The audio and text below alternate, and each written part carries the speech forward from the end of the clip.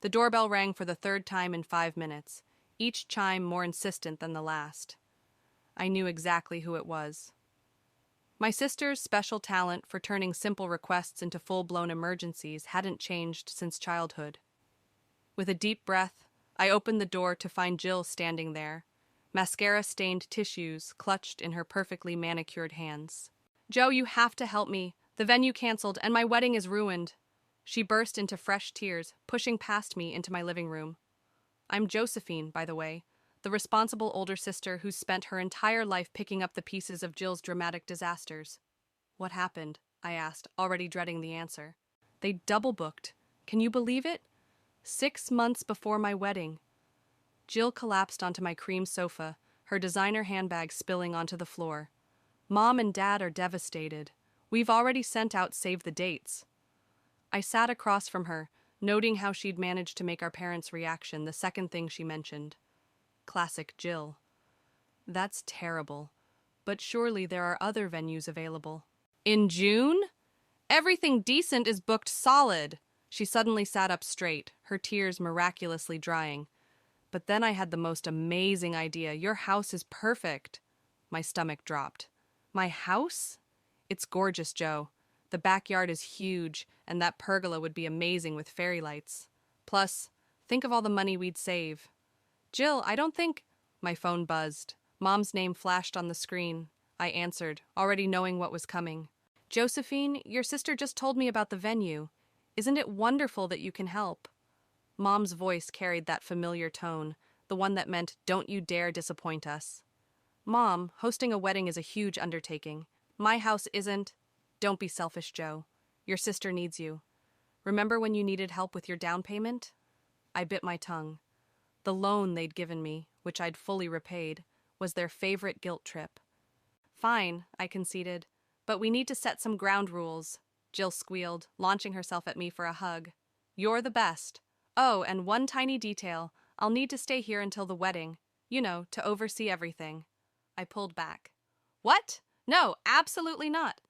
"But Joe, I can't coordinate everything from across town. Plus, my lease is up next month, and it just makes sense to save money before the wedding." My phone buzzed again. This time it was Dad. "Princess," he said when I answered, "your mother tells me you're being difficult about helping your sister." "Dad, she wants to move in. Just for a few months. You have that spare room you never use. Family helps family, remember?" I looked at Jill, who was already texting rapidly on her phone, probably telling her bridesmaids the good news. She glanced up with that winning smile that had gotten her everything she wanted since we were kids. "The movers will be here tomorrow," she announced cheerfully. "I haven't said yes." "Oh, come on, Joe, it'll be fun, like when we were kids, remember?" She grabbed my hands. "Please, I promise I won't be any trouble." Another text from Mom. "Don't ruin this for your sister." I felt the familiar weight of family expectations settling on my shoulders. My carefully organized life was about to be turned upside down, and I could already see the train wreck coming. But what choice did I have? 3 months, I said firmly. "The wedding's in June. That's plenty of time." "You're the absolute best." Jill hugged me again, then immediately pulled out a notebook. "Okay, so I'm thinking we'll need to move your furniture around. That bookshelf has to go. It'll ruin the photos. And we should probably repaint. That gray is so dreary." As she rattled off her plans for transforming my house, my phone buzzed one more time. It was my best friend, Lucian. "Drinks tonight? You sound like you need them." I typed back quickly. "God, yes. My sister's moving in tomorrow. Send help." Looking at Jill taking measurements of my living room walls, I had no idea just how prophetic that plea for help would become. But I was about to find out exactly how far my sister would go to have her perfect wedding, and how far I'd go to stop her. 2 weeks into Jill's stay, I came home to find my living room transformed into a wedding command center. Fabric swatches covered my coffee table, Pinterest boards were taped to my walls, and my sister sat cross-legged on the floor, surrounded by a sea of bridal magazines. "Joe, perfect timing!" Jill waved a color palette in my face. "Which do you prefer, Blush Dream or Rose Whisper?" They looked identical to me. "They're both pink?" "Ugh, you're hopeless."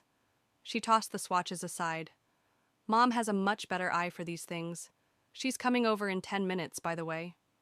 Of course she was. Mom had been here every day since Jill moved in, cooing over wedding details and rearranging my furniture when she thought I wasn't looking. The doorbell rang, and Mom burst in without waiting for an answer. "Girls, I brought dinner." She held up takeout bags from an expensive restaurant I couldn't afford.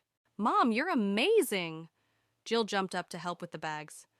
"I got your favorite, sweetheart," Mom said to Jill, then glanced at me. "Joe, I wasn't sure what you'd want, so I just got you a salad." I've been allergic to pine nuts my entire life. The salad was, naturally, covered in them. "Thanks, Mom," I said, heading to the kitchen to make myself a sandwich. "Joe," Mom called after me, "don't you want to help us with the planning? This is your sister's special day." I returned to find them huddled over a guest list. "Actually, I wanted to ask about that. When are we discussing the wedding party details?" Jill and Mom exchanged a look that made my stomach clench. "About that," Jill began, twisting her hair. Her tell when she's about to say something awful. "I've been thinking, maybe you could help more behind the scenes." "Behind the scenes?" "Well, since it's your house, you'll be so busy making sure everything runs smoothly. Plus, Rachel's been my best friend since college, and she's always dreamed of being my maid of honor." "I'm your sister," I said, my voice flat. Mom jumped in. "Josephine, don't start. Your sister needs everyone focused on making her day perfect. You understand, don't you?" I didn't understand. Not at all. But before I could respond, Jill's phone chimed. "The florist is here!" she squealed. "They're bringing samples!"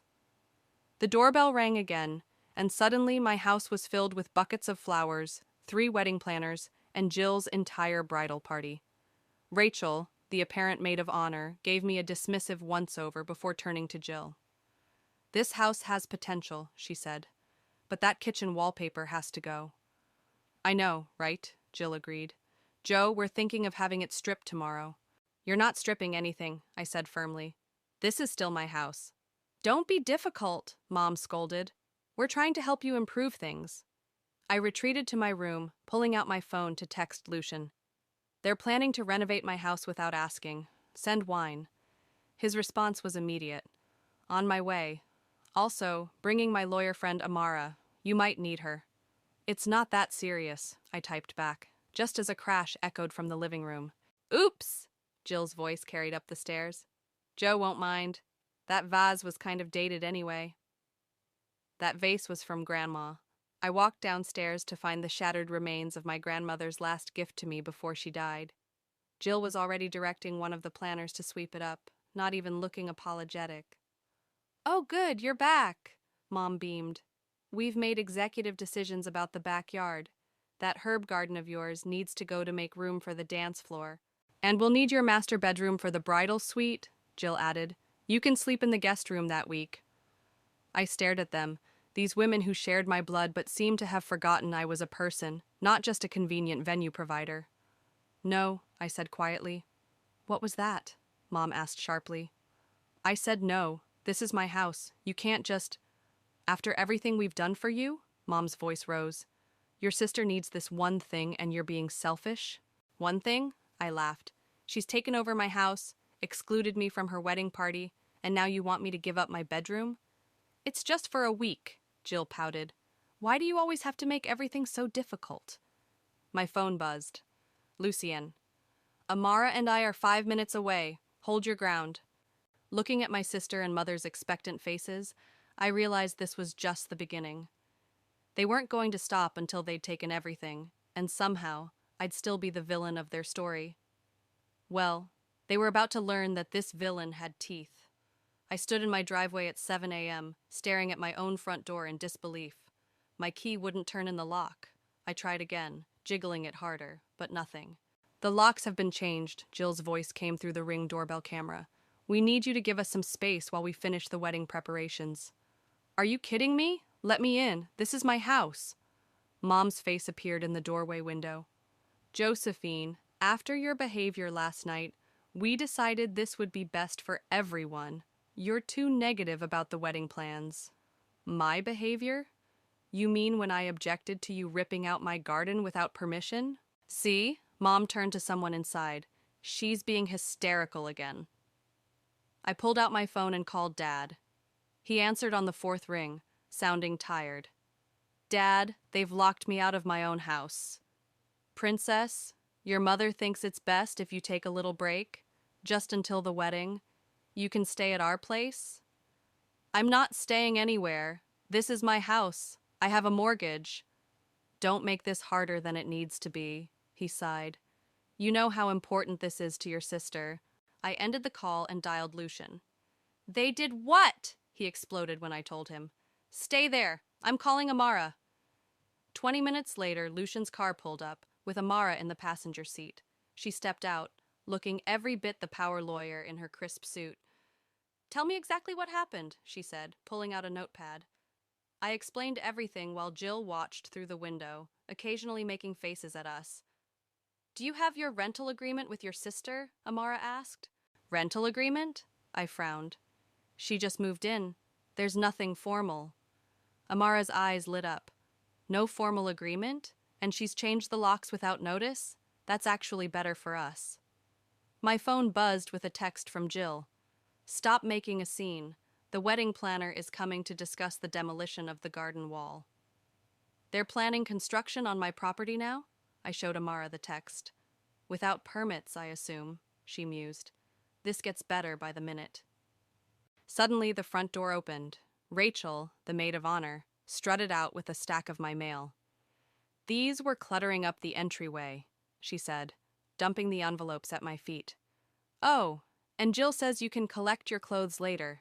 We needed your closet space for the wedding dresses. As Rachel sashayed back inside, Amara picked up my scattered mail. Her eyebrows shot up as she examined one envelope. This is from the city planning office, she said. May I? I nodded, and she opened it. A slow smile spread across her face. Well, well, it seems your sister filed for event permits using this address. But she's not the property owner, is she? No, I am. And these permits require the property owner's signature. Amara held up the document. This signature, is it yours? I looked at the clearly forged signature. No, that's not mine. Permit fraud, Amara said cheerfully. Now we're talking. She pulled out her phone and made a call, speaking in rapid legal terms I barely understood. When she hung up, she turned to me with a determined expression. Here's what we're going to do.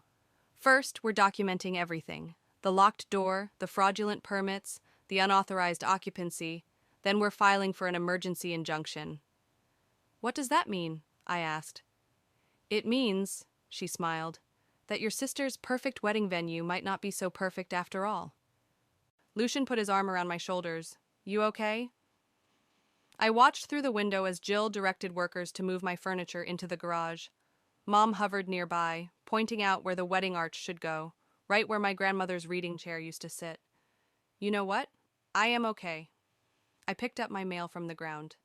They think they can just take everything from me because we're family? Let's show them what real consequences look like. Amara was already typing on her tablet. I'll have the paperwork ready by this afternoon. In the meantime, don't contact them. Let them think they've won. As we drove away, I caught one last glimpse of my house in the rearview mirror. Jill and Mom stood in the window, looking triumphant. They had no idea what was coming. I pulled out my phone and texted Lucian. Think we should tell them about the property inspection scheduled for next week? His response made me smile for the first time that day. Nah, let them enjoy their victory lap. The best revenge is the one they never see coming. Looking at the forged permit in my hand, I realized they'd finally gone too far. And this time, being the difficult sister was going to pay off. Your sister did what? Judge Harrison leaned forward, peering over her reading glasses at the documents Amara had presented. Change the locks, Your Honor, Amara replied. And as you can see from these photos, they've already begun unauthorized modifications to the property. We were in the judge's chambers for an emergency hearing 3 days after I'd been locked out. The judge flipped through the file, occasionally making disapproving noises. And this permit application? She held up the document with the forged signature. That's not my signature, I confirmed. I never authorized any of this. The judge turned to the city inspector who'd joined us. Mr. Peters, your findings? The planned modifications violate multiple building codes, he stated. They've already removed load-bearing elements without permits. The property isn't zoned for events of this size, and the temporary structures they're installing pose significant safety risks. My phone buzzed. A text from Jill. The wedding arch delivery is here. You should see how amazing everything looks now that your stuffy furniture is gone. I showed the message to Amara, who added it to her growing file of evidence. Your Honor, Amara continued, my client isn't just seeking to regain access to her home. We're requesting an immediate cease and desist on all construction and event planning activities. The judge studied the documents for what felt like eternity. Finally, she looked up. This is one of the most egregious cases of property rights violation I've seen. Ms. Josephine, have you attempted to resolve this within the family? They won't listen, I said. They think because they helped with my down payment, which I repaid in full, they have some right to take over my house. I see. The judge signed several documents. I'm granting the emergency injunction. All construction must stop immediately, and you'll have police escort to regain access to your property. As we left the courthouse, Lucian was waiting with coffee. How'd it go? We won, Amara smiled. Now comes the fun part. My phone rang. Mom, I put it on speaker. Josephine, what's this nonsense about inspectors? They're trying to stop our contractors. Those contractors don't have permits, Mom. We have permits, she snapped. With my forged signature, I replied calmly. That's fraud. Silence. Then, your sister is in tears. Is that what you wanted? What I want is my house back. Fine, Mom's voice rose. Come get your precious house, but don't expect to be welcome at the wedding. Oh, there won't be a wedding, Amara cut in smoothly. Not at this address anyway. Who is this? Josephine, are you with a lawyer? Meet my attorney, Mom. She's very interested in the permit fraud. More silence. Then the sound of Jill grabbing the phone. You can't do this to me, she shrieked. My wedding is in 3 weeks. Everything's paid for. Should have thought of that before locking me out of my own house, I replied. We'll sue you, Jill threatened. Amara laughed. Please do. I'd love to present this case in court. Lucian touched my arm, pointing down the street. A police car was waiting to escort us to my house. Got to go, I told my sister. The police are ready to help me reclaim my property. Police? Jill's voice cracked. You called the police on your own family? No, the judge did. See you soon, sis. As we drove to my house, Amara reviewed the injunction terms. They have 1 hour to vacate. Any resistance, and they'll be removed by force. They won't go quietly, I warned. They don't have a choice, she replied. And here's the best part. We're filing for damages. Every unauthorized modification, every day they denied you access, it all adds up. We pulled up to my house, just as a construction crew was attempting to install a massive wedding arch in my driveway. Mom stood supervising while Jill directed them from her phone. Officer Landon, who'd been assigned to the case, stepped out of his car. Ladies, he called out, I have a court order requiring all construction to cease immediately. Mom spun around. We have permits. Fraudulent ones, Landon replied, showing her the paperwork. Everyone needs to clear the property within the hour. But my wedding, Jill wailed. Should have gotten legal permits, Landon shrugged. I watched as the reality of their situation finally sank in. Mom's face turned red, Jill crumpled onto the lawn in tears, and the construction crew began packing up, grumbling about unpaid invoices. Ready to go home? Lucian asked quietly. I nodded, clutching the new keys the locksmith had made. Looking at my sister sobbing on my lawn, I felt a mix of satisfaction and sadness, but mostly I felt free. Time to see what they've done to my house, I said, stepping forward. Behind me, I heard Amara on the phone, already arranging for a full property assessment. The real estate agent's words from when I bought this house echoed in my mind. A house is more than walls and windows. It's a statement about who you are. Time to show them exactly who I am. The damage was worse than I'd imagined. Standing in my living room, I surveyed the chaos, holes in the walls where they'd planned to install decorative archways, my hardwood floors scratched from moving furniture, and a half-demolished garden wall visible through the window. Document everything, Amara instructed, while a photographer snapped pictures. Every scratch, every unauthorized modification. My phone hadn't stopped buzzing since we entered the house. Dad's latest message read, "Princess, your mother's having a breakdown. Can't we discuss this?" "Don't respond," Lucian advised, helping me sort through a pile of mail they'd hidden from me. "Let Amara handle all communication." The doorbell rang. Officer Landon stepped in, looking uncomfortable. "Ms. Josephine, your sister's outside with a moving truck. She's demanding to collect her things." "Her things?" I laughed. "You mean my things that she redistributed throughout the house?" "I'll handle this," Amara said, heading for the door. I followed, curious to see how this would play out. Jill stood by a massive moving truck, mascara running down her face. Rachel and 2 other bridesmaids flanked her like angry bodyguards. "I need my wedding supplies," Jill demanded. "Everything in there is paid for." "Actually," Amara pulled out a document. "According to the credit card statements my client subpoenaed, most items were charged to her home equity line of credit without her authorization." Jill's face went pale. "That's not, identity theft," Amara continued pleasantly. "Should we add that to the growing list of charges?" "You're ruining everything," Jill screamed at me. "Mom was right. You've always been jealous of me." "Jealous?" I stepped forward. "You forged my signature, stole my credit, locked me out of my house, and I'm the problem?" "Ladies," Officer Landon intervened, "let's keep this civil. Ms. Jill, you can collect your personal belongings only. Everything else stays until ownership is legally determined." Rachel snorted. "This is ridiculous. The wedding's in 3 weeks. We have deposits with vendors, guests flying in." "Not my problem," I said. "Maybe you shouldn't have planned a wedding at a venue you didn't have permission to use." My phone buzzed again. This time it was an unknown number. I answered, putting it on speaker. "This is Sandra from Elegant Events," a clipped voice announced. "We're calling about the venue change for the McCarthy wedding." Jill lunged for my phone. "No, don't tell them." "The property is no longer available," I said clearly. "In fact, it was never legally available. You might want to check the validity of your contracts." Jill crumpled onto my front steps, sobbing dramatically. "My life is ruined." "Your life?"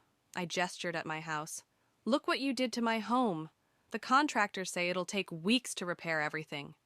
"We were improving it," Rachel jumped in. "That boring beige living room needed updating anyway." Amara cleared her throat. "Officer Landon, please supervise as they collect their personal items. Anything purchased with my client's credit is to remain." "That's everything," Jill wailed. "The dresses, the decorations, the catering deposits." "All fraudulently charged to my account," I finished, "so I guess they're mine now." The next hour was excruciating. Under Landon's watchful eye, Jill and her friends collected their clothes and personal items, while Amara documented everything they tried to take that had been purchased with my credit. As they loaded the last box, Mom's car screeched into the driveway. "Stop this right now!" she demanded, storming up the walkway. "Josephine, you're taking this too far." "Taking it too far?" I laughed. "Like when you changed my locks? Or when you forged my signature? Or maybe when you tried to demolish my garden?" "We were helping," Mom insisted. "Your house needed updating, and this way everyone would benefit." "Mrs. McCarthy," Amara stepped forward, "I strongly advise you to leave the property. Any further attempts at entry will be considered trespassing." Mom's face contorted. "You ungrateful little... after everything we've done for you." "Done for me?" I felt something snap inside. "You mean like always favoring Jill? Or using that down payment to control me? Or maybe you mean helping her steal my identity?" Silence fell. Even Jill stopped crying. "Identity theft is a felony," Amara added helpfully. "Would you like to discuss that with Officer Landon?" Mom's face went from red to white. Without another word, she grabbed Jill's arm and dragged her toward the car. As they drove away, Lucian put his arm around my shoulders. "You okay?" I watched the moving truck follow my mother's car, taking my sister and her wedding dreams with it. "I will be." "Don't celebrate yet," Amara warned, checking her phone. "They've still got 3 weeks until the wedding date. People like this don't give up easily." She was right. this wasn't over. But for the first time since this nightmare began, I was ready for whatever came next. The morning of Jill's intended wedding day dawned bright and clear.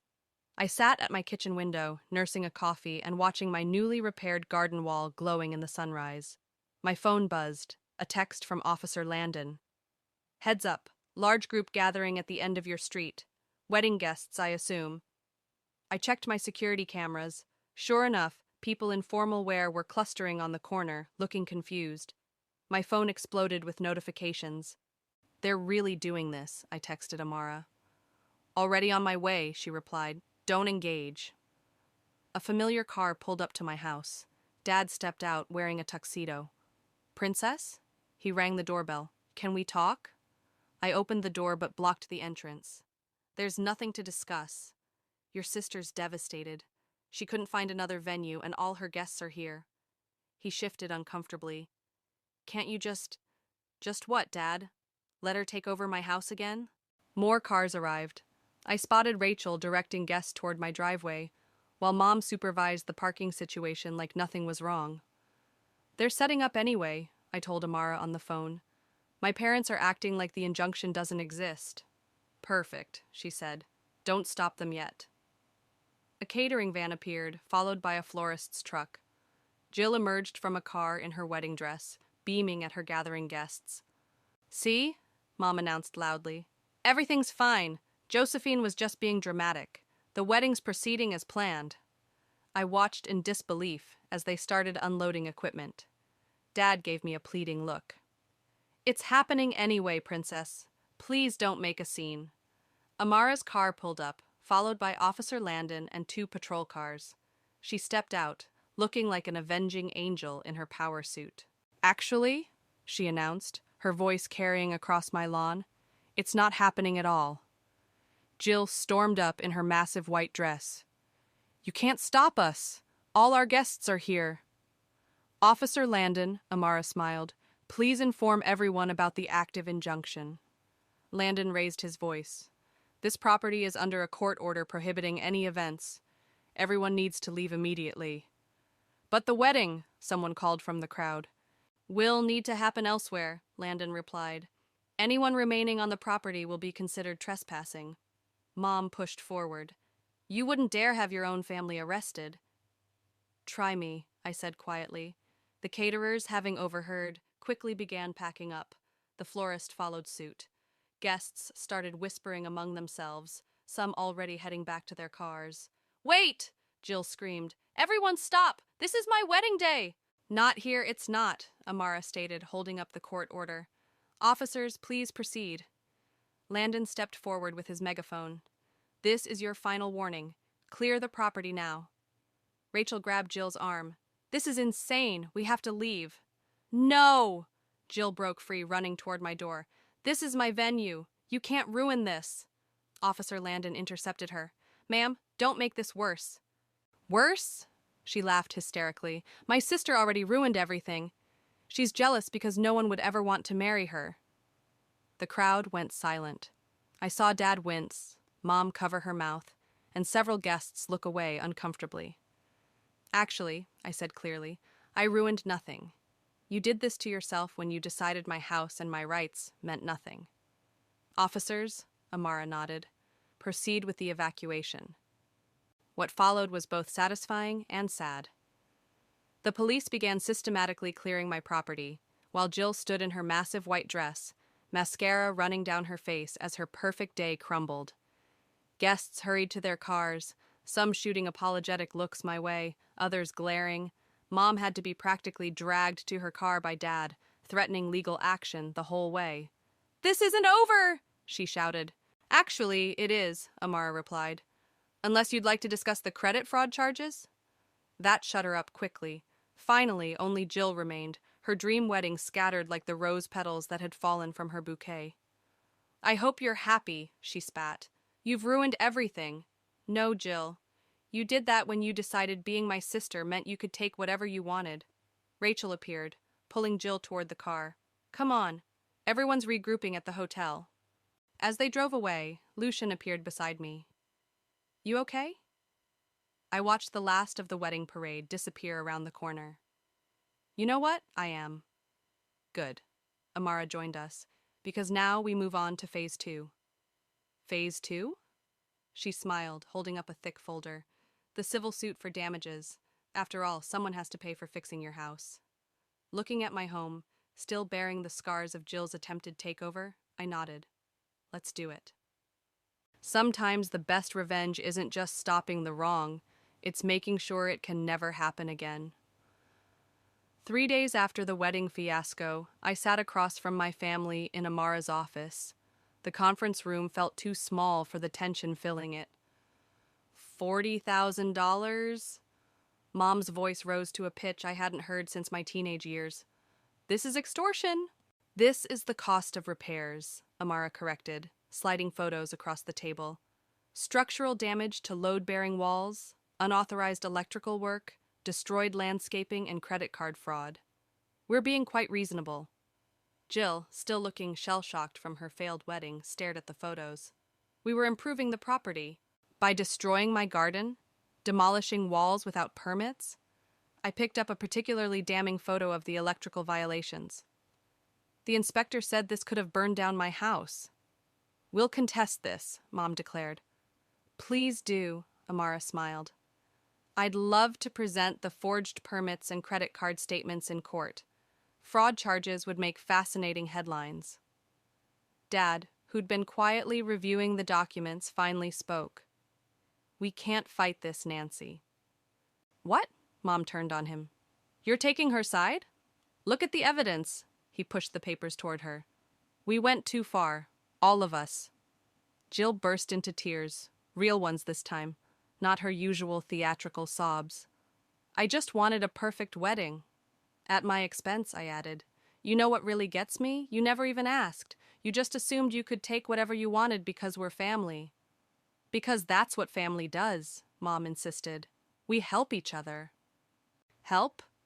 I stood up, my chair scraping back. Was it helping when you changed my locks? When you forged my signature? When you let Jill steal my credit? Silence fell. Even Mom looked away. Here's what's going to happen, Amara stated, her tone leaving no room for argument. You'll pay for all repairs and fraudulent charges. In return, we won't press criminal charges. We can't afford $40,000, Jill whispered. Actually, I pulled out my phone, showing them the screen. You can. I found your wedding Instagram account. All those posts about your generous sponsors and vendor partnerships. Jill went pale. How did you... Those sponsors might be interested to know they were part of a fraudulent event, Amara continued. Unless you'd prefer to use those funds to settle this matter? More silence. Then Dad reached for the settlement papers. Wait! Mom grabbed his arm. Josephine, please. We're your family. Exactly, I said quietly. You're my family, and you did this to me anyway. I never meant... Jill started, then stopped. I just didn't think... That's the problem. You never do. Dad picked up the pen again. How do we make this right? Sign the papers, Amara pushed them forward. Pay for the damages, and most importantly, respect my client's boundaries from now on. As Dad signed, Mom started crying. Not her usual manipulative tears, but genuine broken sobs. Where did we go wrong? She whispered. When did you start hating us? I don't hate you, I replied, surprising myself with how true it was. But I don't trust you anymore. You'll have to earn that back. Jill looked up from the papers she was signing. How? Start by taking responsibility. Stop blaming me for protecting myself. And maybe, just maybe, try seeing me as a person, not just your convenient backup plan. After they signed everything, Dad stood up. Princess, I'm sorry. We should have protected you, not taken advantage. Mom remained seated, clutching her designer handbag like a shield. This will change everything. It already has, I agreed, but maybe that's not a bad thing. As they filed out, Jill paused at the door. The vendors are letting me reschedule the wedding for next month, at a proper venue this time. She hesitated. Would you come? I studied my sister, really looked at her for the first time in years. Behind the perfect makeup and designer clothes, she looked lost. Ask me again in a few months, I said, when you've proven you understand why what you did was wrong. She nodded slowly. I think I'm starting to.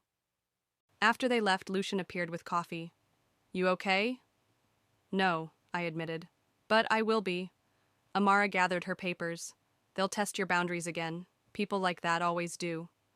Let them try, I said, thinking of my newly reinforced locks and security cameras. I'm done being the family doormat. My phone buzzed, a text from Dad. I know it doesn't fix anything, but I'm proud of you for standing up for yourself, even if it was against us, especially because it was against us. Maybe that was a start. Not forgiveness, not yet, but a beginning of something new, something stronger. And this time, I'd be the one setting the terms. The doorbell rang, and this time, I didn't dread answering it. Through the security camera, I saw Jill standing alone on my porch, holding a small box. Can we talk? She asked when I opened the door. I let her in, noting how different she looked. Simpler clothes, less makeup, none of her usual dramatic flair. Your garden's looking nice, she said, glancing through the window at the newly replanted beds. The roses are beautiful. They're the same ones you had torn out, I replied. I managed to save some roots. She flinched but didn't argue. Instead, she handed me the box. Inside was Grandma's vase, or rather pieces of it. I found someone who specializes in kintsugi, she explained. It's the Japanese art of repairing broken pottery with gold. I thought, maybe it could be symbolic? I lifted out the vase, now webbed with delicate gold lines where it had shattered. It was different, but somehow more beautiful for having been broken. Mom's still angry, Jill said quietly.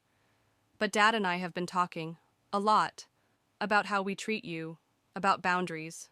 And I had my wedding last week, at a proper venue. It was smaller, simpler. She pulled out her phone, showing me photos.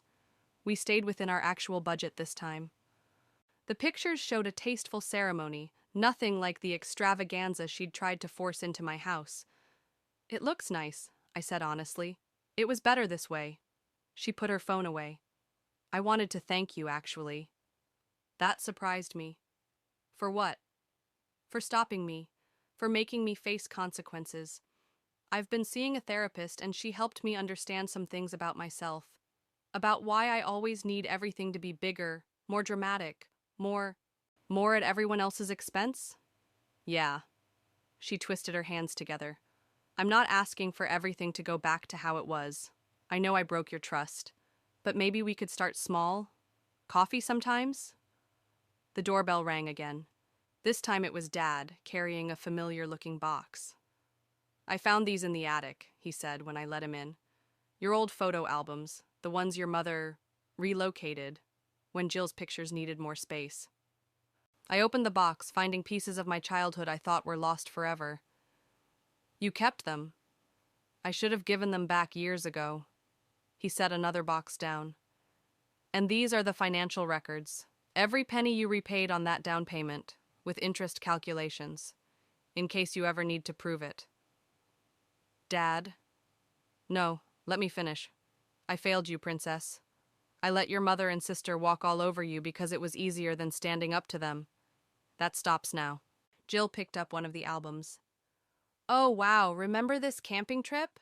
When I cried about the bugs and you built me that special tent? You mean when I gave up my sleeping bag so you could have extra padding, then spent the night freezing? She closed the album. I really was awful to you, wasn't I? You both were, I agreed. But you're here now, trying to make it right. That matters. Dad cleared his throat. Your mother wants to come apologize too. I told her she needs to work on her issues first. She's considering therapy. Good, I said, because I meant what I said about boundaries. We know, Jill nodded. That's why I brought this too. She pulled out an envelope. It's the last of the repayment for the damages, from selling my designer bags and that luxury car Dad helped me lease. I took the envelope. You didn't have to sell your things. Yes, I did. Actions have consequences, right? Looking at my sister and father, surrounded by pieces of the past we were trying to rebuild, I felt something shift. Not forgiveness exactly, but possibility. Anyone want coffee? I asked. I still make it better than that overpriced place you love, Jill. Yes, please, she smiled. Oh, and I have news. I'm going back to school, for interior design. Properly this time, not just Pinterest boards and magazine clippings. Really? Yeah, and I promise never to redesign your house again, unless you specifically ask. Dad picked up the kintsugi vase, examining the gold seams. Sometimes broken things come back stronger. And sometimes, I added, they come back different. But that's okay too. My phone buzzed. A text from Lucian. Everything okay over there? I looked at my sister flipping through old photos. My dad carefully holding Grandma's repaired vase, and the garden visible through the window, blooming again despite everything. Yes, I typed back. We're not fixed, but we're working on it. The right way this time. Sometimes the happy ending isn't about everything being perfect. Sometimes it's about building something new from the broken pieces, seamed with gold and stronger for the breaking. And this time we were all doing the work to build it right.